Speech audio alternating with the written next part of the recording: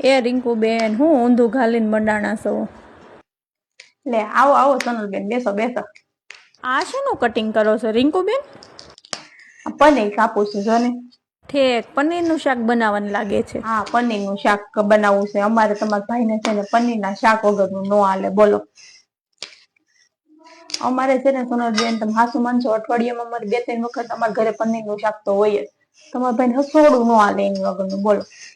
એમ નહીં, પછી આખો દિવસ તો બિચારા ટિફિનનું ડબલું લઈને બેસી ગયા હોય ને ઠંડુ ખાતા હોય તો પછી મને તો બહુ એમ થાય કે ભાઈ સાંજે એને ખાલી ગરમ ખાવાનું હોય તો ભાઈ એને ભાવે એવું જ આપણે બનાવી દેવાય ને એમ.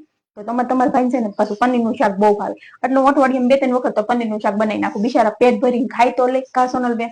હા, અને આમ જો મારા હાથનું શાક એવું મીઠું બને હો, આખા કાજુ નાખીને એવું રસાવાળું શાક બનાવવું, એ તો આમ તો આંગળા શાકતા રહી. બહુ ભાવે છોકરાને, બહુ ભાવે ઈ ખાતા એટલે હું બનાવી જ નાખું. આપણે ખાલી બનાવું એટલે જ ને, મને કામ કરવામાં હસોડી આળે નહીં સમજ. હા, મોટા જ કટકા કરું, થોડુંક વધારે જોઈ, બાકી છોકરાને ખાવામાં એવી મજા આવે ને. ये क्या है? चलो चलो बैगन। તમારા આ પનીર કરતા તો અમને વધારે બટેકું જ ભાવે હો રિંકુ બેન.